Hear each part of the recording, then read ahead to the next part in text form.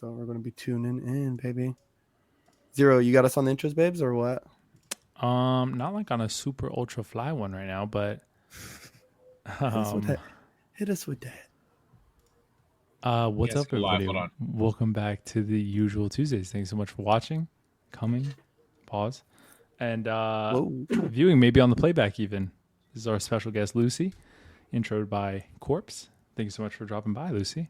Thanks for having me, guys. You're welcome. Yeah, that was save one. So like underhyped.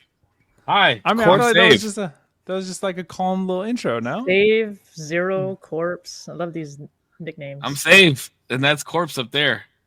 Say hi, Corpse. It was almost like a perfect audiobook. Like audiobook. You do have a really good audiobook type voice. You should be the next Siri recording. Hey, welcome back, everybody, to another episode of the Usual Tuesday. It's like, no, it's past ASMR. It's like it has an embodiment. I love it. Zero, you're the man.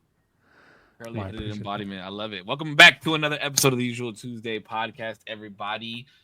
We are joined by the wonderful Lucy Dorado. Lucy, what do you want everybody listening to know about you? Drop a plug on something that you're working on. What's going on? Well, I'm born and raised in Hawaii. I have a podcast here called Lucy's Paradise Podcast, and I'm about to drop a film in 10 days, enter it into the Hawaii Film Festival. It's a little horror movie I made about an urban legend out here. So it's called Morgan's Corner. So yeah, look out for that. And that's probably my latest project. And where can everybody find you, Lucy? They can find me on YouTube, youtube.com/Lucy in the Gym, and Instagram, Lucy in the Gym with Weights. Okay. Lucy in the Gym with Weights. I like that. That one was catchy when I saw that one. Thank you. I'm glad you like it. It's kind of like a play, Lucy in the Sky with Diamonds, but you know, that's more drug reference, and so I'm more. But what's funny is my friends are like, you know what's funny? They're like, you're either at the gym, just got back from the gym, or you're about to go to the gym. So they're like, it's like the perfect Instagram name. It's weird when I go to San Francisco and they call me by my username. I'm like, okay, that's weird. Like, Lucy in the Gym. Yeah, they're like, oh my god, and I'm like, stop doing that. Like, for anyone who's like social or not social, that's a weird thing to do. Don't do that. And you've done as far as like competitions and stuff too, right? Like and like with the UFC gym, if I remember right. Or correct me if I'm wrong. So I just got into doing like Brazilian Jiu-Jitsu. So I've done a few competitions, but I've been a competitive athlete like my whole life. So I basically do a lot of Spartan races out here, and the Spartan race here in Hawaii is every August. And so every year, I'm top 50 in my age group every year, and it's fun. Hell yeah, that's tight. I love that shit, bro. Competitive shit is awesome. Yeah, it's fun. So just kind of expanding that is like trying Brazilian Jiu-Jitsu. So last year, that was kind of like the thing I was trying. But I like obstacle courses, so that's kind of my thing. And then you have your own podcast too, right? Yes. Yeah. What's like the base of your podcast? What do you have a base, or do you guys just kind of go on there and talk shit like we do? So, my original idea for it, I wanted it to be a lot more political, but a lot of people in Hawaii don't like politics. So I've tried to blend in a little bit of that, and also like kind of interviewing a lot of people that have like businesses out here, or people doing good things in the community, stuff like that. So Zero just came in his pants. Oh my god, I'm so sorry. What's funny is like, I was gonna make a joke. When Save had said if we just shoot the shit, and I was like, well, originally we were supposed to have a lot more of a political bend, but then got away from that. But that's really cool. That sounds amazing. Yeah, I think you know, just people think that they don't have opinions about things, but. And I love to challenge my friends, and I'm like, okay, why don't you want to? And it's not really that they don't have opinions or that they aren't like, you know, they don't have an opinion about a certain topic. It's just that I think people fear getting into debates. And I think when you learn how to kind of constructively debate, you approach it differently. Because obviously I've had debates with people, even on Facebook. I'm always getting into what you want to call Facebook wars. But the thing is, no one's getting angry. You know what I mean? We're like sharing information. And it's kind of going back and forth in a way that like I'm learning from them and they're learning from me. They might not think the same way that I do. You know, like recently I got into a debate about them deporting that guy or whatever, right? Mm-hmm. So, artist guy, the artist, the guy that was like from Argentina or something, and they deported him back. But the thing is, because he there's had a tattoo or something. So there's more than that, but and again, there's so many things where like the media will twist one little piece of the story, and then everybody just believes that because that's the most viral topic or article, right? But that's not really all the facts, right? You want to look at all the court documents, what they had the opportunity of showing on their side, things like that, to be able to form a more structured opinion. And so anyway, my point is, I think that people phase away from just the debating part because, some debates get heated. And so people just are like, I don't like politics. But when I question friends, like they actually do have thoughts and opinions about things. So I like to draw that out. It's funny that you mentioned that because that's actually like the biggest portion of our podcast is the fact that we can argue and we can debate and all have different opinions and views on stuff and then still come back the next week and do the podcast and still be friends. Like, how many episodes are we on now? 85. 85, and I guarantee you 72 out of the 85 we've argued. At least 2 of us have argued on the screen. We sometimes it's little shit, sometimes it's political shit, sometimes it's whether you get in or on a car. It just depends. Whether you eat grape ice cream or not. I mean, we just argue a lot on this podcast. So I love that that's something that you're that embodies you, is that everybody can have an opinion and still debate and talk about shit, but that doesn't mean that we don't have to be friends and get along. Right. Totally. Yeah. Yeah. We've come across a lot of that within the last couple of years where it's like, if you have different beliefs than somebody, then fuck you and you don't need to be my friend anymore. I hate that shit. Like, be a fucking human being and just love one another. Yeah. I did have to block somebody recently only because I posted something that was not anything political. It was just like about my apartment building, and he like turned it into a political debate. And I was like, okay, that's annoying. Like, it's one thing if I bring up a political issue, but I'm talking about something totally not related. And he's like, oh, let me relate it back to something political and argue with you. And I'm like, dude, come on, that's annoying. Like, everybody has an opinion these days, and everybody. So I was just like, oh, I don't want to do it, but I was like, I'm just gonna add him to the block list. Jeez. Well, thank you for telling us a little bit about yourself. Okay, go ahead, D. What were you gonna say? Sorry, I was just gonna ask when. So when trying to like form, if you don't mind me asking a little bit more on the political wave, when you try to form like your own opinions, do you tend to have websites that you already know you're gonna go check, or do you go, like you said, straight to the court documents every time and then kind of dig into those if they're available? Or I guess how does that process look? I mean, it's kind of just in my nature to really dig up facts. So I like looking at actual documentation, right? So court documents that were submitted through court, a lot of them, depending on what it is, are free to the public, or, depending on what the topic is. Or if you do know of people that are very good at researching, you can go that way as well and read your own stuff. I actually like to search like the opposite of what I might start thinking about something, just to see like what the opposing side is and like why they think. And what's funny though is it's actually really obvious to see which, depending on what topic, it's really obvious to see like which newspapers, and because obviously there's a lot of TV programs that are like super left, and you can just tell, right? Like The View, for an example, right? And love the ladies on The View. My favorite. I fucking love that. I love that show. You know what's funny? I couldn't remember what that show was called one time. I looked at my friend and I was like, what is that show called? The show where the bitches talk shit about each other or something. And I couldn't remember like what it was. Yeah. And my friend was like, The View. And I was like, the fact that you knew what I was talking about though is kind of funny. Wait, but that's more like a gossip type of show anyway. No? I've never seen they're The View. very, very, very like leftist, like, and what I find is like people that have lived in California their whole lives are just completely brainwashed. And anything opposite, say the truth. Speak the truth. Not everybody, and not in every location in California. And you have to remember, I lived in one of the richest counties in California, so like I'm comparing to something that's like. Where'd you live? Marin County. Where's that at? It's across the Golden Gate Bridge. Yeah. Oh, okay, upstate. State. Yeah, NorCal. Yeah. And I worked at the Apple Store there for 3 years. I managed Metallica and Twitter's business account, and I dealt with a lot of people. And so it's just really interesting because people are very afraid to ruffle feathers. So maybe they do have an opinion that's opposite of somebody else or whatever. They don't even want to talk. They'd rather just go on a podcast and talk about whatever BS because they don't even want to talk about their opinion. And I just wasn't raised that way. I was just raised to like, your voice does matter.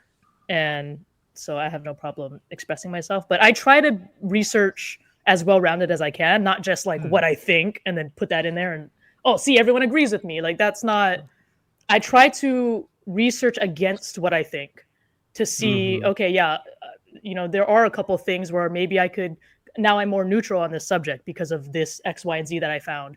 But I just try to be really open-minded. I mean, I welcome anybody to change my mind about anything. That's fine. Oh, we got our own Steven Crowder on the show. I love it. So earlier, well, thank you so much for being here with us, Lucy. That was a beautiful intro. Thank you for letting us know what you're working on. Make sure before the end of the show we're all linked to your YouTube so we can watch when the video your film comes out. I'd definitely love to see that. So I know you have done a couple shows with Korpsx already, and I think Korpsx has Korpsx done your show already? Yes. Okay. So you guys were talking. So we have just so people that are listening know, we're all in a group chat on Instagram. We kind of like linked up because we were supposed to do this last week. Last week didn't happen, so we did this week. And you guys brought something up in the group chat that I'm like very looking forward to talking to. Go ahead. Well, either one of you guys can bring it up. And how did you guys come up with this question? Or like, is it a question that you guys were talking about on another show and you guys just wanted to bring it over here? What's kind of like the base of that? Well, we were doing Lucy's podcast and she asked me a brilliant question. And it was kind of surrounding something that, I mean, we've talked about at length on here, but it was around whether or not I would date somebody who did OnlyFans, right? And in that, it was, Lucy even had a chance to kind of expand a little bit on your own experience. Do you want to tell them that story about who you were dealing with?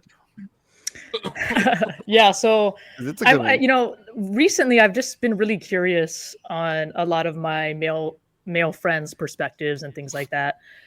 So that's kind of why I brought it up. But I have a friend. She'll be coming on my podcast at some point, and she wanted to hook me up with one of her friends, and I was like, oh, cool, yeah, like interesting. Like I mean, I wasn't like super down, but I don't know this person, but we were chatting back and forth, and she goes, oh yeah, and like this is her Instagram, whatever. But when I went to her Instagram, I noticed that she had OnlyFans. So I was like, oh, does she do OnlyFans? And she was like, yeah. And I was like, no thanks. And that's just me. I mean, I understand people are different and I get that and that's fine. But me personally, I'm not going to like date somebody that has an OnlyFans. So that's kind of, I guess I mentioned that story. And then I asked him what he would think. Does he think it lessens somebody's value, for example? Because I've heard that on different podcasts. Things like that. I just come from the perspective that like I feel like certain things are sacred, and when you are out there like that, you know what I mean? Like when my nephew can like Google everything, it's just it leaves a bad taste in my mouth. You know what I mean? So it just kind of loses that sacredness for me, and so that's kind of where I'm at with that. But yeah. So then that also wanted me to go ahead, and there was two questions that I definitely wanted to make sure I asked. And I guess just going off of that is do you think that people can truly have sexual encounters with another person without an emotional connection, right? Well, hold on. What do you mean by sexual encounter? Because I think that is a lot of things. I would just go ahead and say full-blown sex, right? Let's just go ahead and take that bad boy the whole way. And there not be some kind of connection, right? Because it's still manning somebody's argument, right? Is when you can pose their argument is society will tell us that sex is just an act, right? That it's just an act, and it's two things that two adults do when they enjoy each other enough to do it, or they find each other attractive enough to do it.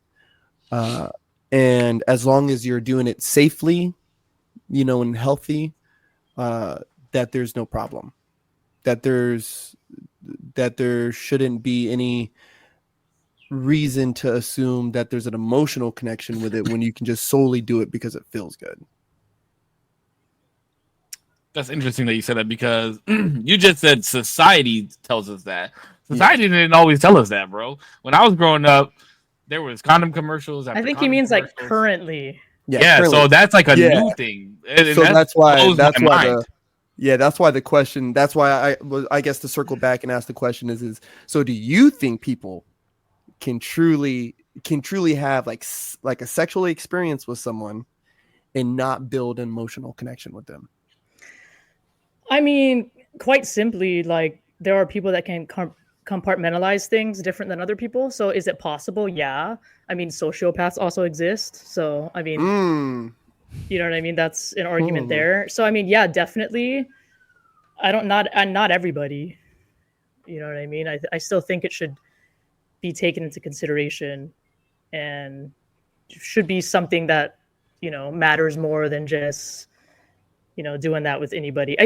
To me too, it's also like an energy exchange. So if you're going to be willy-nilly with energy exchanges with random people, like it's almost like just having a bunch of strangers in your house. Like that's kind of how I see it, So, but yeah, that's my opinion. So then how important would you think it is for you and your partner to, like, does your partner have to have the same outlook on sex as you? I mean, it would be ideal if they had the same outlook in terms of being monogamous, but they don't have to have the same opinions, right? I mean, if they live their life previous to meeting me and it was different, that's fine. But if then consciously entering into a relationship with me, and if they like are fine with being in a monogamous relationship, then that's okay. But yeah, they don't have to think the same way that I do. Like, so say the sacredness wouldn't have to be a focal point as long as the sacredness was the monogamy. Like this thing is sacred enough that I do it with you and you only. Like as long as you get that from them, right? Am I understanding that point properly? Right. Like I don't think I would align well with dating somebody that like wants to be in a polyamorous relationship, right? Because to them, they view sex in a way that's so different that they wouldn't even be in a monogamous relationship with me. So me pursuing them probably would be more of a waste of time, right? Or could end in heartache. So, but if maybe they were like that in the past, and maybe after meeting me, they're like, you know what, I do want to be in this monogamous thing with you, then that could be something I could consider. But I'm glad that you brought up, guys, I apologize, but I'm glad that you brought up polygamy and monogamy, right? Because my next question I wanted to make sure I asked you was actually brought up with that point, and is do you believe that like porn has truly changed, or and adult content of that nature has changed the way people look at relationships? Because I've heard this argument of, is it polygamous because in technicality somebody watching it is technically having sex with multiple people after a while, right? Because they're enjoying the watching them and they are becoming aroused, and even all the way to the finishing line off this person, off all these different people. So how far, like, do you think that type of industries had that far of an effect or not? Yeah, I think so. There's a lot that kind of goes into that too, because then you're kind of getting on the point of like, is that emotional cheating or what, right? Which I'll kind of avoid that part of it, but the adult content part of it, yeah, I definitely think it has an effect. Like when vaping first started, like nobody really knew how negative the effect was, right? And then all of a sudden with Juul, they had all these lung issues and blah, blah, blah. I predict that's probably what it's going to be like. I mean, only now in this time has adult content been so out there where people are all creating their own OnlyFans and things like that, right? So we don't really know what that true effect is going to be until maybe 10, 15, 20, 30 years down the road. But they're already seeing a lot of depression, self-worth issues, PTSD, even for people that have done that type of work. So I definitely think it's something that will affect you psychologically. I think there's also, I mean, anything to do with objectification, right? Just from watching it. I think unrealistic standards is probably a big one too, right? Because if this is the content you're consuming at a young age and you've never even had conversations about sex, this is what you think it is, right? And then I also think desensitization, which is if you're desensitized, it's just like when you're watching a bunch of videos online of people getting blown up. If you keep watching it repetition over and over and over, you're going to get desensitized to that. And what's funny is some of the top 4 things, the top 4 steps for brainwashing are all of those things: isolation, repetition, the point is to desensitize you, right? So then you think that it's normal. So yeah, I definitely think it has a psychological effect, and I think it's going to get a lot worse before it gets better. Say what you feel about that, baby. You seem like you got you got a little tight. No, I didn't get tight. I like what you're saying. No. I don't give a fuck. I've openly said on the podcast that I've watched porn. I watch porn. It doesn't bother me none. But I do agree with some of the things that you're saying, like that there are people that become desensitized to sex and how they view things. And I think that's a big thing, especially in, society today. Like we were saying earlier, the society that we live in is just like, go out and fuck. Like, go out and have a good time and just fuck as many people as you can and enjoy your life. Where, like, I don't believe in that. I personally, I don't believe in that. My view on sex has definitely changed within the last decade or so. And monogamy is very fucking important. Even if you're just, like, in the talking stage, right? Or decide to have sex with one person, typically there's a conversation that happens with that. Like, yo, if we're going to do this, like, make sure it's just me and you, let's have an open conversation if it's going to wind up being something other than that. And then the other thing that you said, expectations. Oh yeah, expectations. For a long time, when I was like young watching porn, I genuinely thought that was there's not a man on this earth that has seen any type of porn and like looked down at themselves and been like, damn, I'm lacking. You know what I mean? Like, this is what it's supposed to look like, and I'm not even close to that. You know what I mean? All right, Damien, whip it out, dude. Except I'll for show Damien, you. Nah. As far as, but I think it takes a strong-minded type of person to kind of understand that it's fantasy and that's not really what it is when you actually have sex. I mean, I guess it can be for some people, but it's not what it normally is. And as far as like the emotional, what did you say? Well, emotional cheating, is that what you said? Yeah.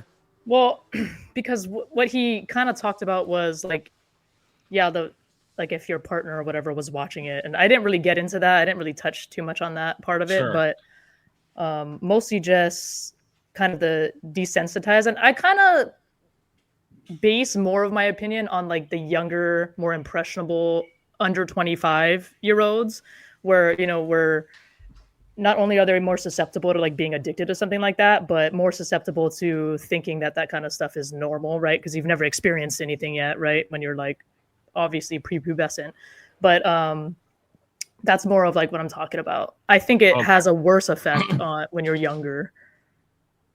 Yeah, no, absolutely. Oh, that's what it was. Korpsx said it's like cheating because you're sleeping with multiple people that you're watching or something like that, right? Bro, I must have starred in some of the great. Did you catch my part in Titanic then? Like, or The Last Samurai? Like, that's. I think that's the biggest load of shit. Yeah, I mean, yeah, that's an interesting opinion. I guess it would determine like what your definition of cheating is. Mm-hmm. Right. Well, here's the thing is I got berated for that one time on the podcast because I said, can we define what cheating is then? Yeah, because people do have different. Crazy on me.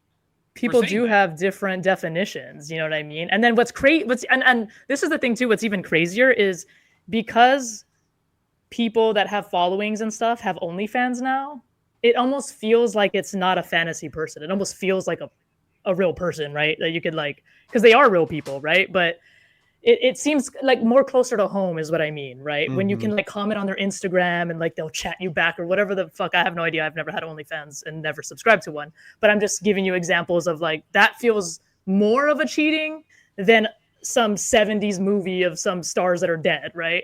Like I'm not messaging them or they don't have. Yeah, I feel like if you take it the next, I feel like if you take it the next step and you're like living through that fantasy and like messaging people and then paying people for money. See, that's the difference. Is I think if you're like if you're in a relationship and you're subscribed to somebody's OnlyFans, you're like singling somebody out. You know what I mean? And like trying to communicate with them. That I could get. If you want to call that cheating, I can 100% get behind that. Yeah, if I'm on the hub and I'm scrolling to page 14 because I haven't found a video that I like yet, you know what I mean? Like that's to me, that's just a man in his thoughts. You know what I mean? Yeah. Listen, not my thoughts, just theories, just throwing them out there. You know what I'm saying? But no, I like that. I like when you can put a challenging, blurb and see what we think about it. It's interesting. What do you think, Zero? No, I mean I agree. I think you had Lucy alluded to like the whole process as kind of like the isolation and then the eventual process of making it normalized as like more of, I don't know if I misunderstood, maybe of more of like a, was it a cult that you used, like a more of like a brainwashing? So those are steps for brainwashing. So when they do steps for brainwashing, one of the first things whoever brainwashes does is they isolate you, right? So they isolate you from your family and friends.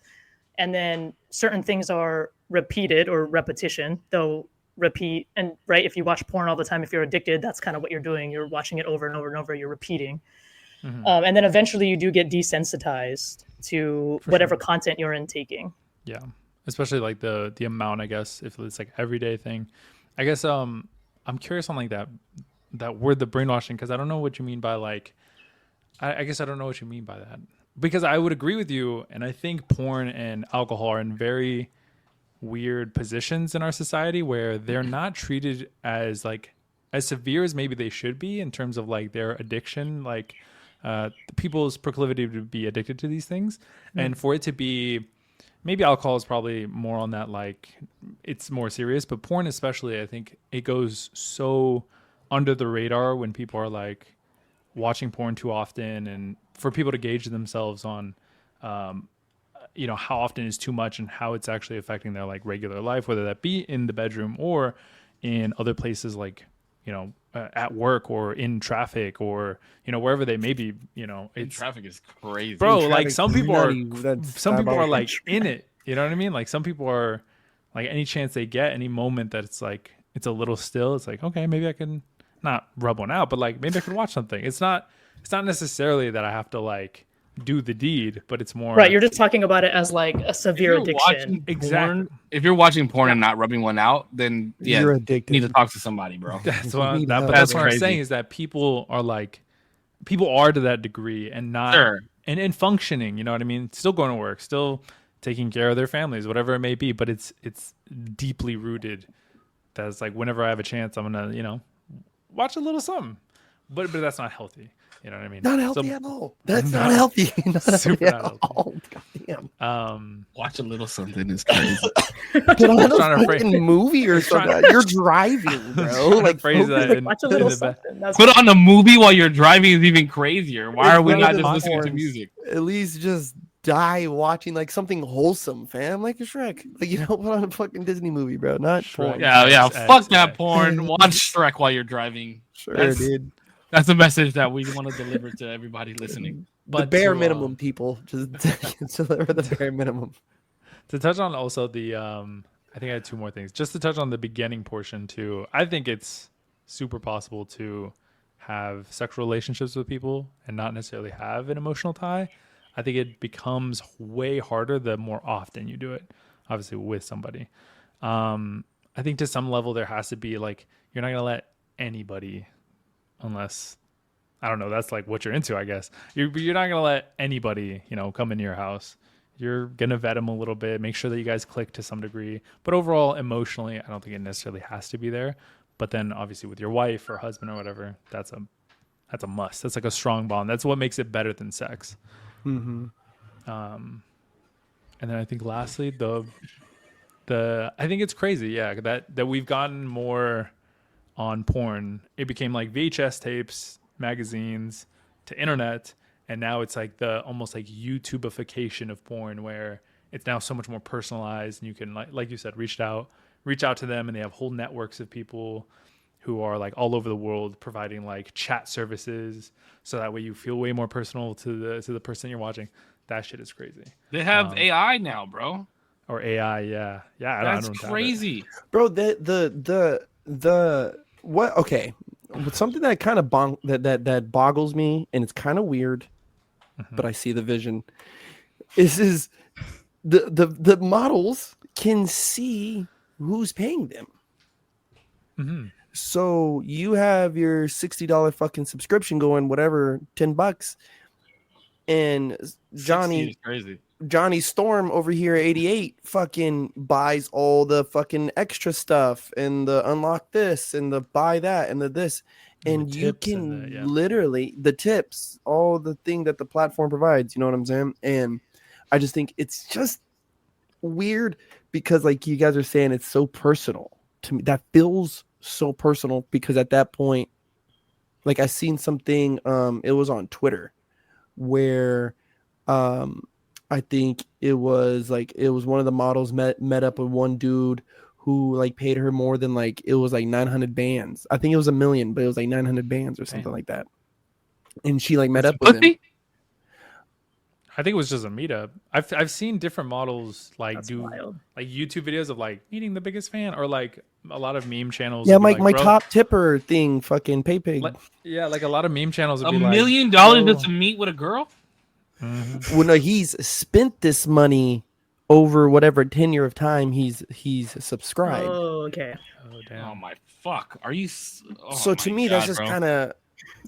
I think I don't knock the hustle, but I think too what's sad and what sucks is that if there wasn't a market for this, it wouldn't be popular, right? So clearly there's a market. So clearly there's guys who are not confident in themselves, maybe, or maybe guys that have lots of money that it's just never worked out. Maybe they like the bachelor life.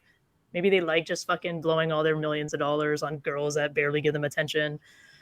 I don't know the psychology behind it. Some people like that. Some people. I assume they have daddy issues or mommy issues to some extent. I can only assume. I don't know. Just imagine having that kind of money. You wake up fuck. Let me give her $10. I mean, you're not. If I had that kind of money, you're not gonna be on the fucking internet. You're gonna be in front of me cooking some shit. You know what I mean? That's fucking.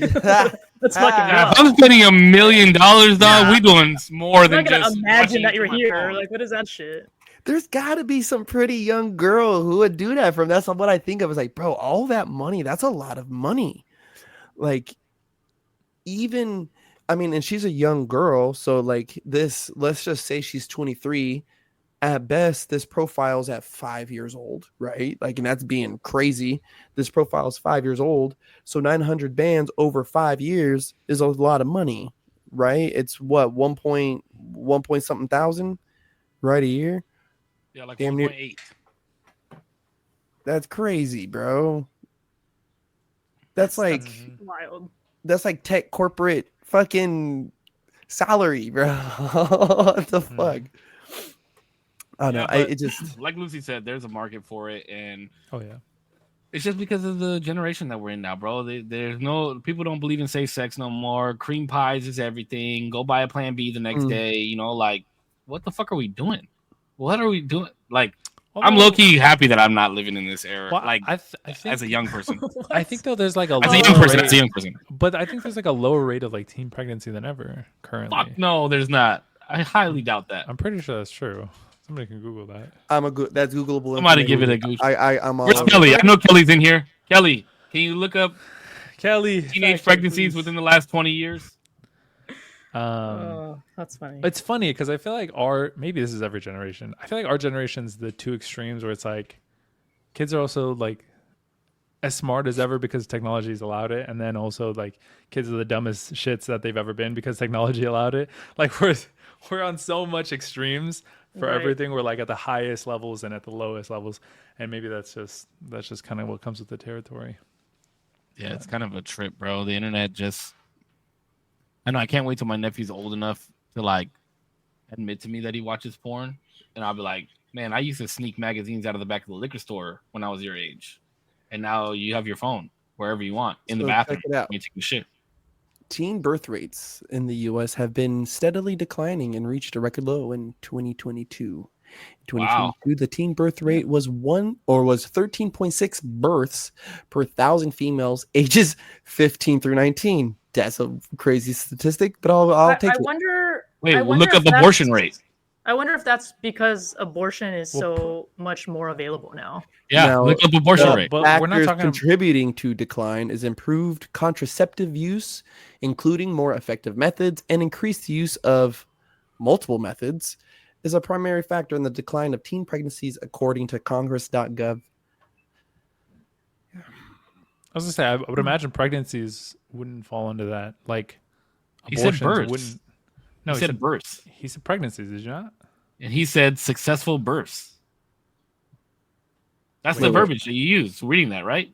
Historical low. Teen birth rates have reached their lowest levels in the U.S. with the 2022 rate of 13.6 births per 1,000 females ages 15 through 19. More contraceptives, it sounds like. Yeah, and methods. So I would. What's that side eye, Cisco? I would. Abortion, bro. Abortion is more talked about now than it was 15 years ago. But it also laid out the reasons. Yeah, I don't think it's as like frowned upon, right? Like, so it's not as frowned upon. I also like sex education has changed within the last, 20 or whatever years. Like, it's a lot more prevalent, like in middle schools and stuff like that. So that's probably so here's an interesting fact that they also put out that I think there's a couple things too, right? Even just looking at this, because even though abortion, I know is going to be one factor. We got on abortion. But teen birth, right? Oh no! Wait, abortion is only. We're only talking about abortion for the sake of this portion of the conversation. We don't have to go any further than this. We also started on like OnlyFans porn, so it's like it's not that much of a. It's been a good. We're tracking. We're tracking. This just wasn't the Tuesday I thought I was gonna have. No, it never is. Not on here. There are significant variations in teen birth rates among states, with some states having rates less than 10 births per 1,000 teens ages 15 to 19, in areas like New Hampshire and Massachusetts, and others with rates of 20 or higher in states like Mississippi and Alabama. So the cousin fuckers are getting busy, but they also don't believe in any kind of contraceptives. They don't believe in any kind of anything like that. Yikes. Kelly Grigg, a fucking dub. Always coming through global rate. The global teenage birth rate has been declining steadily, reaching an estimated 39 births per 1,000 girls aged 15 through 19. I like how the global consensus is this is a teenage girl is 15 through 19. I'm glad you guys can get that together. Well, they also aren't taking into consideration like biological females either. So that's an interesting take. That's an interesting take, but I'll accept it. I'm just playing. So I think actually there's a issue with global birth rates actually being down, like collectively. Why? I thought we were talking about overpopulation before. I don't know, but that's been a thing I've been hearing. Like, what was it? I know they were saying that about Russia at one point.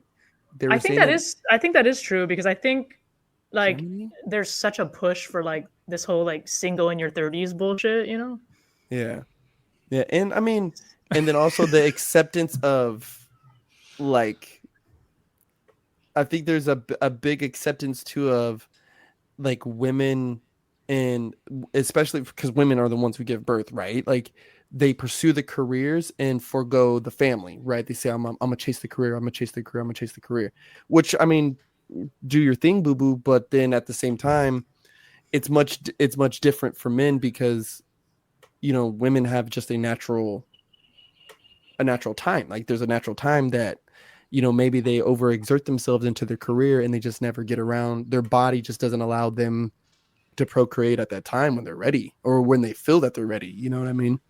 Yeah, that's why freezing your eggs is like popular now, right? I forget people do that. So it's not an exact science either. Like you could do that and it could be a completely waste of 10 grand. Wow. But I think that's all they gotta do is call up the guy that spends 900,000 on OnlyFans and he'll invest half of that into frozen eggs. Yeah, I don't think the girl who's wanting a family is the one that's on OnlyFans though, you know? I think here's where I ordering escargot or something. Jesus Christ. I think that there's a lot of girls that thought OnlyFans was like easy money. So they still want families and shit like that. And I don't think that they see the consequence behind it or the fact that a lot of men don't want women that are on OnlyFans. But they are chasing a bag and they're just. Is that the consensus that men don't want a woman that has OnlyFans? If you would date a girl with OnlyFans, raise your hand. I think honestly, wait, hold on. We speak for the fucking. He's like, wait, my OnlyFans chick is gonna see this and get mad. No, but I also I wouldn't. But also, it's only because I think it depends on the type of content. One, and then two, we're assuming it's the worst of the worst. Content. Okay, then.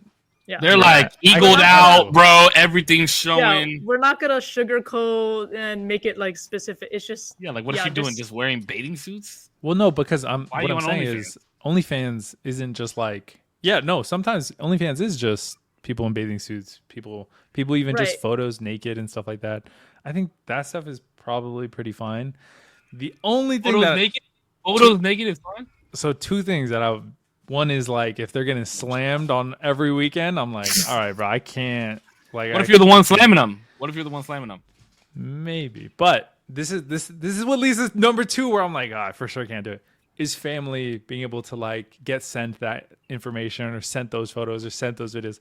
I'm like, bro, what my decisions are and whatever my significant other's decisions are, that's our business. If I could find a way to isolate them and like you can never see these ever forever. Maybe, but like, yeah, the fact that internet can't do anything like that, yeah, it sucks. But yeah.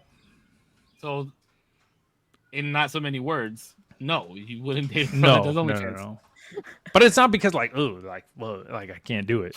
You can't sit here and tell me that you would be okay with multiple men knowing what your girlfriend looks like naked and paying for it. I don't know. I could be totally wrong and be in the situation. Imagine you're like at dinner with her, and then some guy comes up and goes like, "Hey, like great video last week," and then walks away. Like that would make you feel like some type of way. You know what I mean? Because you have no control over that.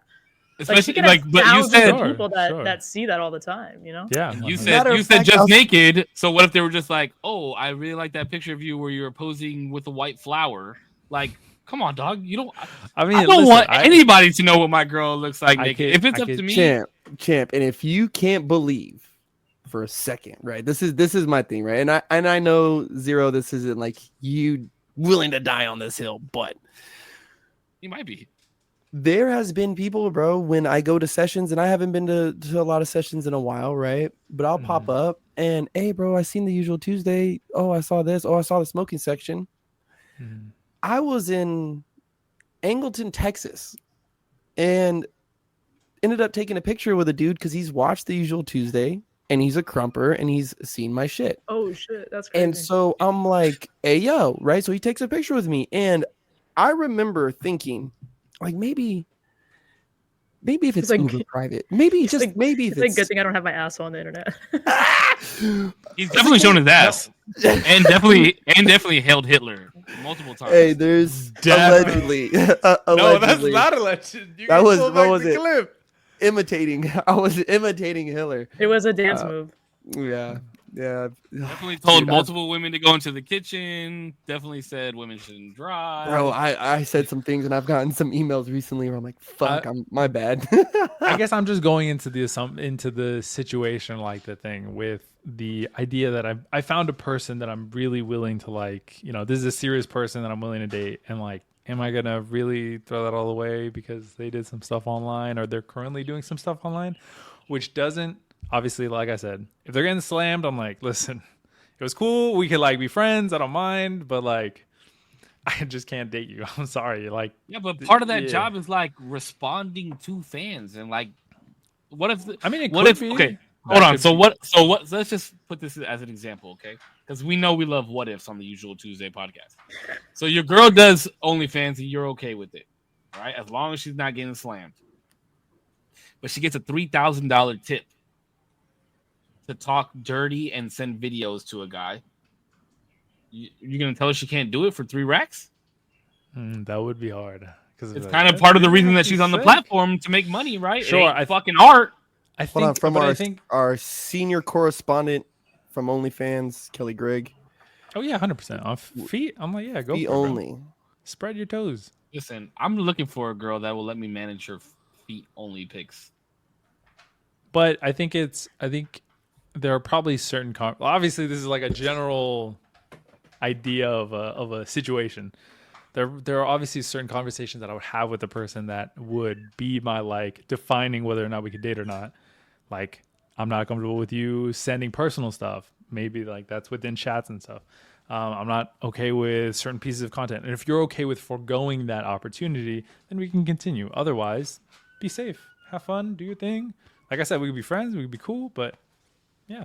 So $3,000 to like sex with the dude, you're not with it? No, I don't think so. Okay. Money's nice, but like, I don't know. She could post naked pictures. I'm in 0. Came in clutch. She could post naked pictures. Listen, this goes back to the whole define cheating thing, right? She could post naked pictures for multiple people to see, but that's not cheating. I think it just becomes too personal.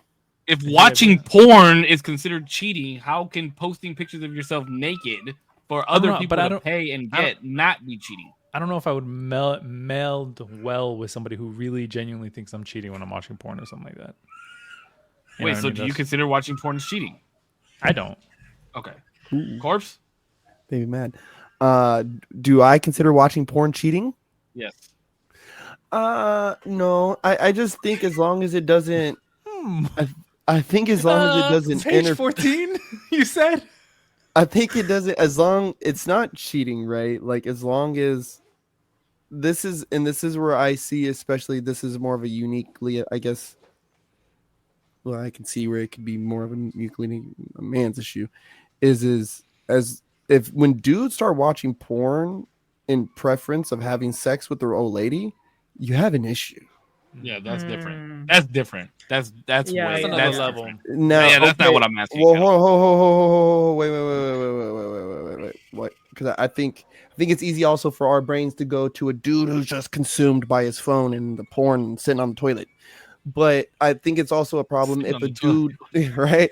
It's also an issue if old boy like is just no longer sexually attracted to this person anymore, or he just doesn't find them in that manner anymore, right? That I think that's a problem too, because you got to talk that out with your person, like, you know what I mean?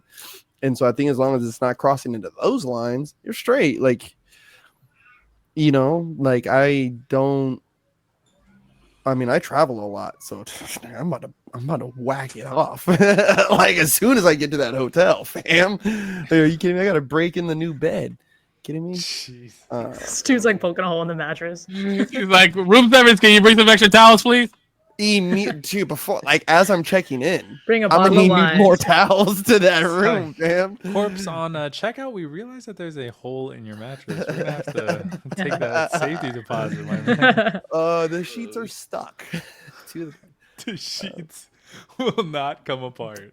Yeah, so no, I don't think it's cheating unless you start hitting the realms of like preference. You prefer that over your partner.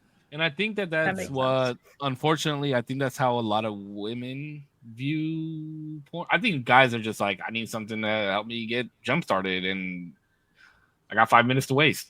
But I think a lot of women are like, oh, that's what you would prefer. You would prefer that over, yeah. And like, girl, you don't even know what the fuck I be watching. I got different categories for different days. I prefer everything. Yeah, and I don't see how people get to that point, but. It's intense. The dating OnlyFans thing I think that's something that we talked about before. Oh, several times. Yeah, I couldn't do it. I couldn't date anybody that did OnlyFans. I couldn't date anybody in the sex industry Not that I'm like I think anything less of them. Just me personally, like the type of woman that I want to be with, I don't want them. Like I don't like thinking about my. I'll never ask body counts. I'll never like none of that. I don't want to think about you with another man. If you with me now, you with me now, and that's all I care about. I know. Yeah. Yeah, I agree. I agree with that. No, I agree with what you were saying about it not being cheating. I think too, like, as long as, again, you're not like obsessed with this fantasy person or like you aren't emotionally into them, and if you aren't preferring them over the person you're with, I think yeah, there are like some stipulations there that I think matter. You know? Hell yeah! Like as long as my eyes aren't closed the whole time I'm having sex with you, you shouldn't have anything to worry about. Because then you're like, what are you thinking about? No, I'm completely fucking joking. I'm completely joking. Yeah, Lucy, I don't know if you've noticed quite yet, but we get we're a wild bunch. We end up on different roads and different trains of thought a lot of times. Yeah, no, it's okay. It's totally good. I like to hear what you guys' thoughts are, and especially Zero trying to like kind of just having like a moral dilemma with himself, because it's almost like you want to agree with us, but you want to just disagree with us. Wow, you're like, no, maybe I'll just like she knows Zero. But I think too, like, and I'm coming from this perspective, listening to what you said, is that there's a certain point where like if I have to control or make rules for so much of something that you do, like it's feeling to me that like this isn't really something that's aligning. Like I shouldn't have to do that. Like I should let my partner be able to be their full self, whatever that is to them, and not me having to make all these little rules for you, cookie cutter rules, so that you don't break, that you're cheating on me or whatever, you know? So it's just, to me, it just seems like so much to navigate, you know what I mean? To be able to be like, all right, cool, we're dating, you're an OnlyFans model, you know, like. But you just can't do this, like pull out. Yeah. It sounds stressful, like, you know, like, and then if they're feeling like they're not being able to be their true self and like do the career they want, maybe they're passionate about it, maybe they get empowerment from it, or whatever, it sucks, you know, because it's like, oh, I feel like I'm making all these rules for you so that you can mold into somebody, you know, that I feel like I can be with. But it's like, are you truly being yourself, you know? I don't know. Yeah. Oh, okay. That brings up. Oh, go ahead. I'm sorry. Go ahead, Zero. Sorry, I was just gonna say, because like I try not to argue for this. Sometimes I'll play devil's advocate. You know what I mean? Even on a position that I don't necessarily agree with, but just on some, I guess, questions, I just don't want to come off as like, oh yeah, no, 100%. Instead of like, well, I mean, I wouldn't say no right away. There are like in those situations, I would hope that the stipulations aren't like, I'm holding you back from doing something that you want to do. I would hope that there are things that like, oh, I don't really mind giving this up because I really actually just care about being in a relationship with you, and that's worth whatever I was gonna do, or you know, whatever. Yeah, that makes sense. But then, yeah, if it's like, if it comes up in an argument where somebody gave something up and then they're like, well, I gave this up for you, then I'm like, okay, well, that can't be used because we talked about this. And if that's really an issue, then I do want you to go live your life and be, you know, as happy as you can be. I don't want to hold anybody back. One foot picture a week. No. Exactly. Because only the pinky toes and nothing more. If I go to the shower, if I ask my old lady to have sex, right? I say, love, I'd like to have sex. And she says, love, no. And I go to take a shower and I come back out and she's in there flipping the bean. I'm going to be upset, right? Like, I think like anybody would. It's like, whoa, why? What's up? Whoa, like, you know, like, hey, like, matter of fact, stop what you're doing. I'm clean. Like, I am quite literally just showered right now. Like, what's going on? Like, you know, and I think while you're in the same house is crazy though, bro. That's a little insulting. While they're on the walkway too, like they know you're gonna pass by. So hey, but to them it's just porn. You know, I'm just watching, right? That's just what you know, I'm trying to see it from that type of perspective, and I just couldn't fucking function. And if you know, we can boil it out, and I like how sometimes I don't want to say we. for myself personally, I try to find all these little micro words to describe the thing that I think more days should be addressed on the macro level, right? Well, what is this thing she's doing? Oh, well, she's preferring the fantasy. Okay, but what is she doing, right? It's cheating, right? Because you could take that same thing, that same statement that you made about that, and apply it to, the work boyfriend that's got her number and has been buying her flowers all the time, and they've been meeting up on lunch, and maybe there's a couple text messages that she doesn't want you seeing, but it's not crazy, but maybe it's got a heart and it's explainable, and and just like this porn's explainable, it's not real. And it's through a screen, but how far it is, how far. It sounds like a real scenario. I'm just saying, if all I'm saying is if I walk in that shower and I come out, I'm going to be pissed. Well, I think this goes back to like the preferring over your partner thing that we talked about. Like that would feel more like cheating, right?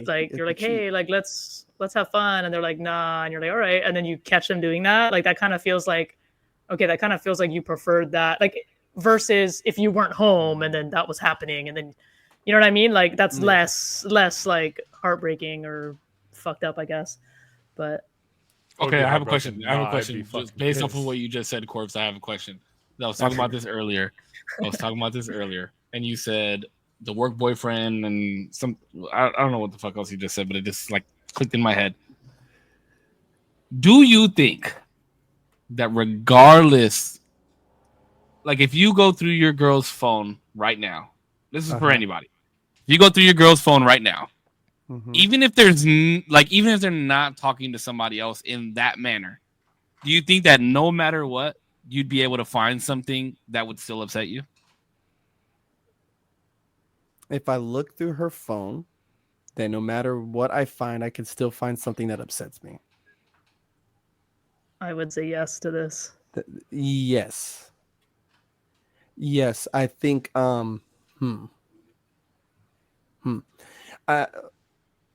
because I think when you rewind it from the beginning, right? When you're already going in there saying I'm looking through her phone because I suspect something. Knowing me, and most people, I feel, right, and I think it's on clear display these days, is if you hang a carrot, right, they'll find that son of a bitch. Like they will chase it down, they will find it. And there's so many ways that we can pose a text message, right? And every single way it can mean something different, right? Just based off of emojis, or maybe it's all in capitals. Maybe, I mean, just that's basic literature, right? The way you write something dictates the way it's said, dictates the way that it's felt and received, So I think going in, right, you use exclamation points for a reason, periods. Sure, okay, yeah. Right, question mark. Okay, you give me commas. And so they all, commas? Right, all this shit. So that just goes into reading it. You go in there with the mindset you're reading something, no matter what, you will find something that upsets you. No, I have never met a person that dug through their old lady or their old man's phone that did not find something that upset them. Never. That never misses. No, I agree. I think I've said this to my current girlfriend. Like, if we've gotten to the point where we're needing to go through each other's phones, like a lot has gone wrong at that point. Yes, shit has gone wrong. That's facts. Yeah, Ron's gone wrong. It's all wrong, dude. It's going downhill, baby. I don't want the password to your phone. I don't want the password to your Instagram. I don't want the password to nothing. No locations. No nothing. I don't want it. I don't want it. I don't want it. You become obsessive, bro. I was really weird about location, more specifically because of my past relationship. And only recently, I don't think your location is inherently bad, but I could see why people don't want it. I didn't want it for the longest. But it was just like, just in case, like if you need help, if you need something. And obviously I trust my girlfriend enough to not like, why the fuck are you at McDonald's when you said you were going to be home in 15 minutes? What the fuck's going on? Whatever. Like, I know she's not doing any of that. So now I allow that to her for her to have my location, but I used to not. I used to be super heavy on like, You don't need to know where I am. If you trust me, you know that I'm exactly where I'm telling you I am. But yeah.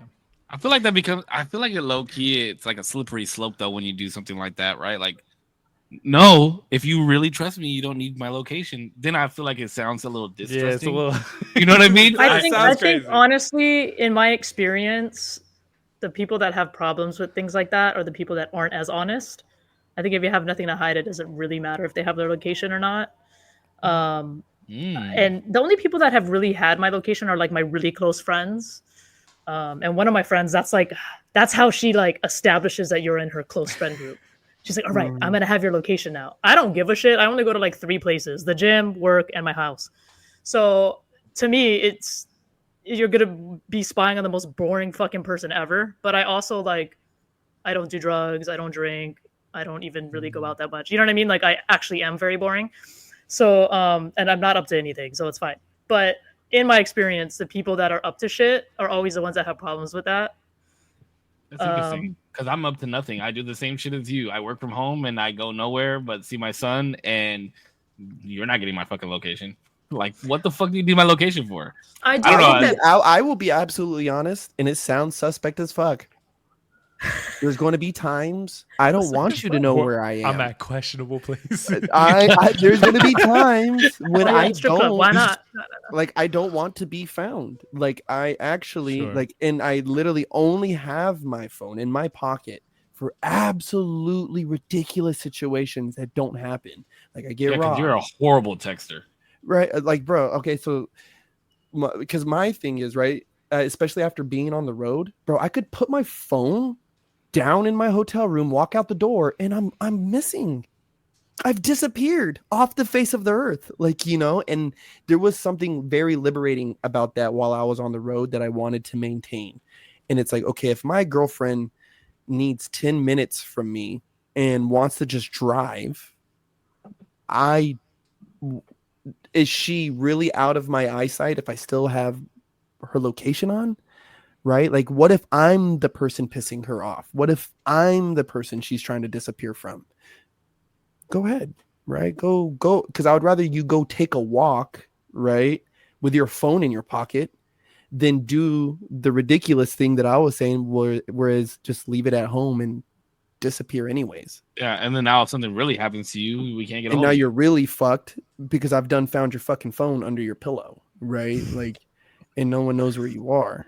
Right. So it's like I would still rather, it's kind of like have a gun and not need it and need it not have one almost. But yeah, I feel like as long as it's not like abused, you know what I mean?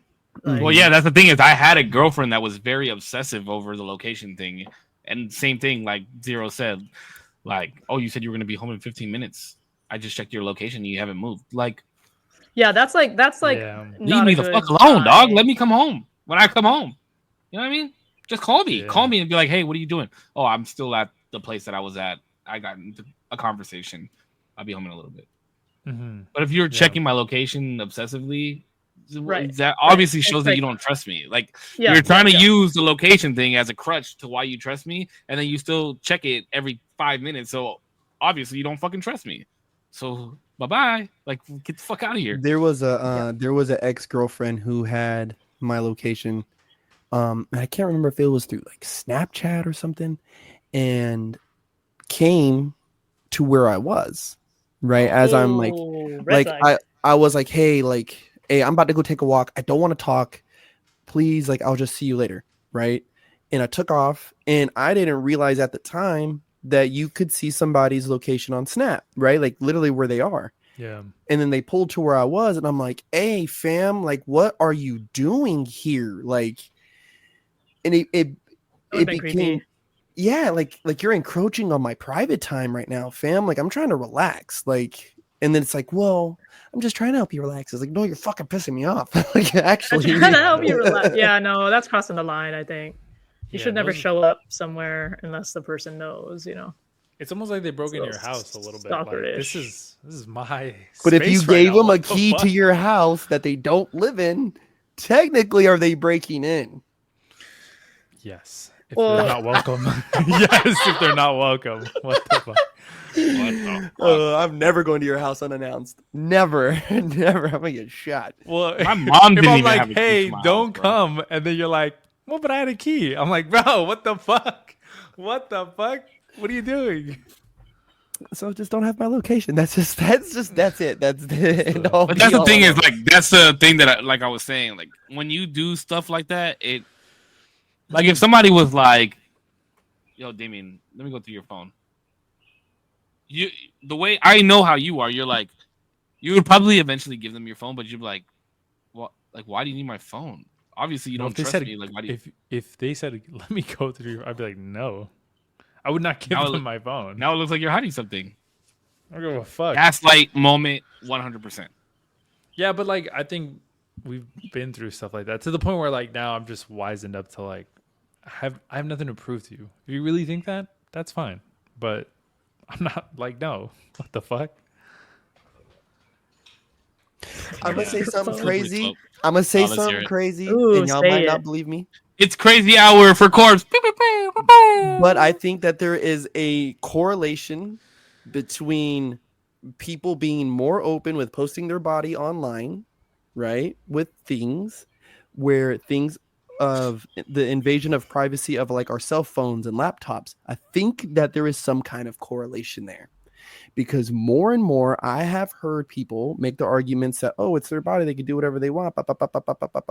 Cool. But those are also the same people who will make a fat argument about, well, I should have your password to your phone. What's the problem? What are you hiding? And it's kind of like, well, what aren't you hiding versus what am I hiding versus what do I choose to keep private versus what you don't choose to keep private? Because the biggest argument that I hate with people is this. It's like a weird appeal to authority where it's like if you're not doing anything wrong, then you shouldn't be worried. But I get very concerned when somebody tells me that because it's like, but why do you want to know what's going on in there? Right? Like, what's your interest? What's piquing your interest? Because what if I do have a text message with Save where I'm bitching about my girlfriend, right? And I'm just like, but I'm venting. Yeah. And that kind of goes back to like, do you think you could find something? You know what I mean? I'm just telling you, yeah, what I mentioned about like in my experience, like, you know, the people that are like so like anti all of that usually are the ones hiding something. But I'm not to say that like if I was in a relationship, I'd be like, oh yeah, I think we should have each other's passwords. Like that's stupid. Oh yeah, no, you know what I mean? Yeah, like you should be able to trust them, and if you have a concern, you should be able to talk through that concern. And if there's something relevant they think they need to show you, that's different. I'm never gonna go through someone's shit. Like I'm gonna trust you to be able to tell me what the information I need to know. I don't need to look at anything else, you know. Or if I'm explaining something, I might be like, read this text message, what do you think about this situation, blah blah blah. Like that's something else, you know. But yeah, I think you guys might have just experienced some real crazy girls, which I think we all have to some extent, where they preface that in a manipulative way, but it's not really why they want that. Because I had a girlfriend one time, and she's the reason I even put a passcode on my phone. I never used to have a passcode on my phone, right? This is like, you know, the first time I had an iPhone or whatever, years ago. But she got mad about a conversation I had with my brother, because we have nicknames for each other and we like talk shit back and forth. And then we're like, okay, I love you, bye, or whatever. And it was my brother. And she was like, who's that? And I'm like, that's my fucking brother, dude. Don't be weird. Like my gay brother, you know? So we're going to, you know, make weird jokes or whatever, but nothing crazy. And then was mad at me. And I was like, oh my God, I have to put a lock on my phone because you're going to get mad over a text with my brother. That's insane. That's wild. Yeah. Right. How long did you stay with her after that? Oh, we broke up like very shortly after that. Yeah, that's a good means to see. And I'd rather very toxic. I'd rather see, and I like you because you said a lot, and you know what? I agree. I agree with a lot of it. It's posed in a very manipulative way, right? Yeah, like it's one thing if we're at Disneyland and you want our location in case we get lost. That's legit. And after the end of the day, take my location off of there. That's fine. Right? It's only going to be for the purpose of Disneyland. That actually makes sense. Because my brother and I lost each other like 10 times at Disneyland. And finally we're like, oh my God, we need each other's locations. We keep getting lost. And that's different. But I don't think it makes sense to have my significant other's location 24/7. Maybe if they go to fucking Ireland without me, you know what I mean? Sure, whatever. But what am I really gonna fucking do with your location? You know? So, well, how do I want to pose this question?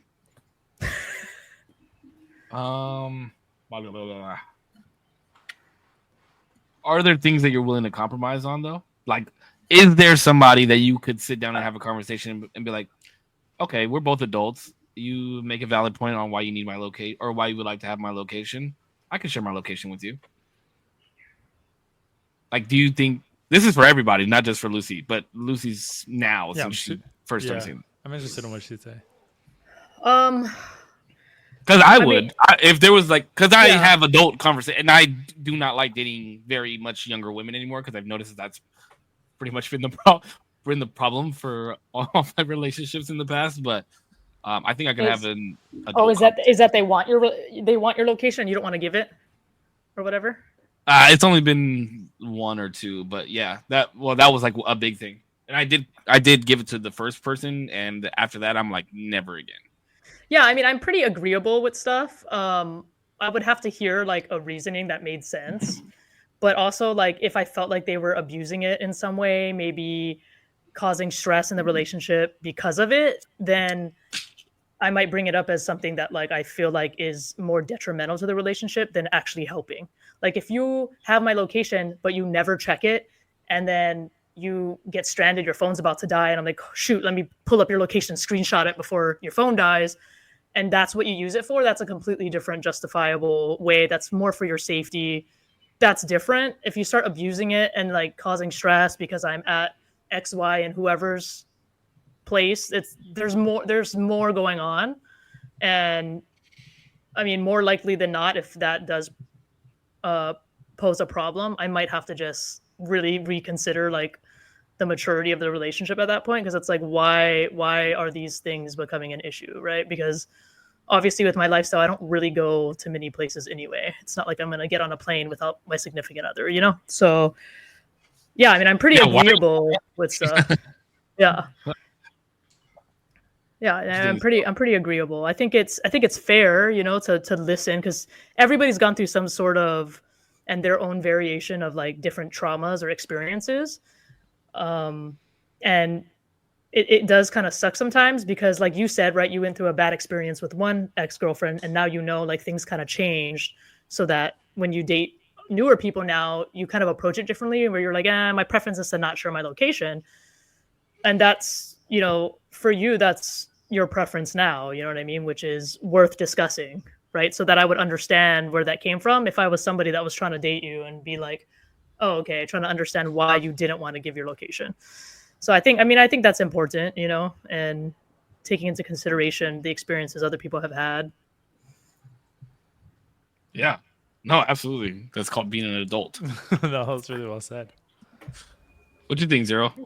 No, yeah, I think, remind me the question one more time. It was about the locations though. Compromise. Like, is that something that you'd be able to compromise on with the right conversation? I mean, it sounds like you have. Yeah, I have for sure. No, and mine was like really, like I never thought I would like. I trust this person that I'm with now, like with everything, and it was just I don't know, like a bad. Yeah, it was just overall a bad experience with the previous person, how they abused like knowing where I was, because they didn't even have my location. They didn't even have that. Just knowing where I was and then kind of abusing whether or not they were gonna like check up on me and stuff. That like was super weird. Yeah. Oh yeah, no thank you. And I didn't even find out through them. I found out through somebody else who was like, bro, sometimes she would have me like go with her and like make sure, and I was like, whoa, that felt so you know, in my personal space when I didn't even know anybody was watching me at the time. And so that was really weird. And then coming into this new relationship, I told her like, as soon as the conversation basically went on, I'm like, I'm never comfortable with that. I'm never going to be, and I just don't want to do that. I don't want to share my location. And eventually, I mean, like I said, I trust her with basically everything. So it just seemed like something that she kind of preferred to have, not necessarily like needed to have or whatever. It wasn't like an ongoing conversation every time. It was just like yeah, sometimes it's nice. You know, I go up to LA and she's like, I just want to, make sure that you're okay. Whatever. She, like I said, she still doesn't check it. It's more of just like if I ever need to have her pick me up or whatever it may be, she always has it. And so eventually I think I got over like maybe not got over is the right word, just like wanted to trust in that way, in a way that I never got to because it was kind of taken from me without even me knowing it was there, if that makes sense, that kind of trust. Mm-hmm. So giving it to somebody I really do trust, I think that was important. I wanted to do that. So that's I definitely think it's like super inappropriate for like new relationships, because I feel like there's just a certain period in the beginning where like you're not really intertwined in that person's life yet. Mm-hmm. So there's going to be a lot of, times where you don't know where they are. That's just kind of like what goes with the territory dating somebody in the beginning. But yeah, I definitely don't think it's something that I got a good one for you, Lucy, based off of what you just said and something that you said in the green room with dating. You remember? I do. I remember. I pay attention to all the little things. This is something that was brought up recently. Do you think, because it sounds like you're in the dating world and things of that nature, do you think that there is a period of time when you're dating somebody where they aren't their genuine selves? Oh, where they aren't their genuine self? Ooh, that's a good question. Yeah, you're like in date mode and you're like, I gotta be impressive and I gotta do this and do that in order to kind of set the hook. And well, hopefully nobody's like that, right? Because you want to like date you want the person to be genuine. You know what I mean? There's a question I like to ask on dates. I like to ask people like the most fucked up things they've ever done, or like the shittiest things they've ever done in their life. Like I like, don't tell me that you like what nice walks on the beach and you like sunsets. Like I want to know the worst thing you did for money. You know what I mean? Like I want to know like what your fucking flaws are, right? Because it's sure. Obviously I like deep conversations too, but that's how you really kind of know somebody. And